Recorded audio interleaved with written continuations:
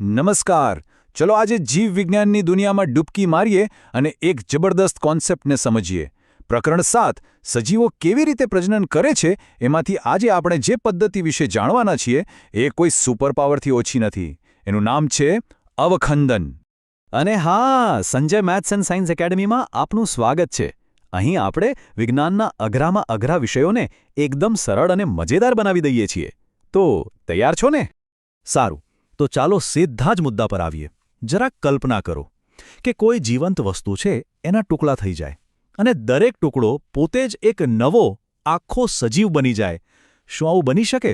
સાંભળવામાં તો કોઈ સાયન્સ ફિક્શન ફિલ્મ જેવું લાગે છે, ખરું ને? વેલ, આ સવાલનો જવાબ આપણને મળશે કોઈ તળાવના શાંત પાણીમાં.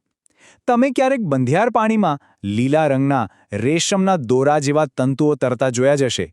બસ એ જ છે આપણો આજનો હીરો, સ્પાઇરોગાયરા. અને એની પાસે આ સવાલનો જીવતો જાગતો જવાબ છે. ચાલો એક નાનકડો પ્રયોગ કરીએ, મનમાં જ.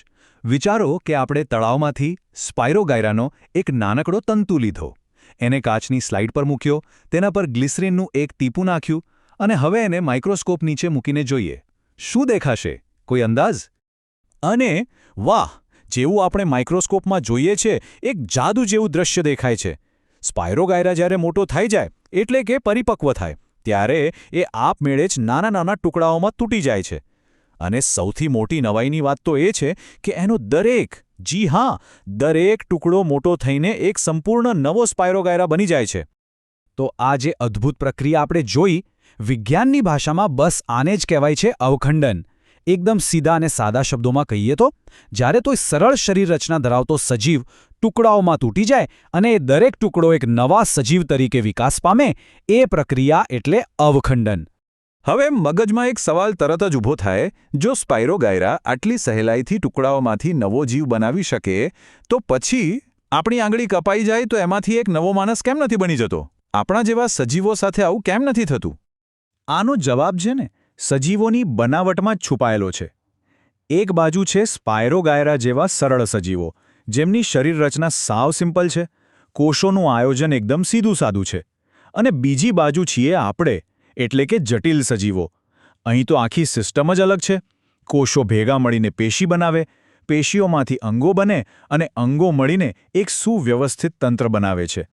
તો મુદ્દો એ છે કે આપણા શરીરમાં દરેક કોષનું કામ વહેંચાયેલું છે. દરેકને એક ખાસ કામ સોંપેલું છે. જેમ કે હૃદયના કોષો લોહી પંપ કરવાનું જ કામ કરે અને મગજના કોષો વિચારવાનું. આટલી જટિલ અને ચોક્કસ ગોઠવણને કારણે શરીરનો કોઈ એક ટુકડો આખી સિસ્ટમ ફરીથી બનાવી જ ના શકે. એ શક્ય જ નથી. ચાલો તો એક ઝડપી રીકેપ કરી લઈએ. પહેલો પોઈન્ટ, અવખંડન એ સ્પાઇરોગાયરા જેવા સરળ સજીવોમાં જોવા મળતી પ્રજનનની એક રીત છે. બીજો પોઈન્ટ, આમાં સજીવ ટુકડાઓમાં તૂટે છે અને દરેક ટુકડો નવો સજીવ બને છે. અને સૌથી અગત્યનો ત્રીજો પોઈન્ટ, જટિલ શરીર રચનાને કારણે આ પદ્ધતિ આપણા જેવા સજીવોમાં કામ નથી કરતી. તો આ બધું સમજ્યા પછી હવે એક નવો અને ખૂબ જ રસપ્રદ સવાલ આપણી સામે છે. જો અવખંડનથી નહીં તો પછી આપણા જેવા બહુકોષીય જટિલ સજીવો પોતાની પેઢીને આગળ કેવી રીતે વધારે છે? એ લોકો પ્રજનન કેવી રીતે કરે છે? મને આશા છે કે અવખંડનનો આ કોન્સેપ્ટ હવે તમારા મગજમાં એકદમ ક્લિયર થઈ ગયો હશે. વિજ્ઞાનના આવા જ વધુ રસપ્રદ રહસ્યોને સરળતાથી સમજવા માટે Sanjay maths and science academy સાથે જોડાયેલા રહો. વિડીયોને લાઇક કરજો, તમારા મિત્રો સાથે શેર કરજો અને હા, ચેનલને સબસ્ક્રાઇબ કરવાનું બિલકુલ ભૂલતા નહીં. જલ્દી જ મળીશું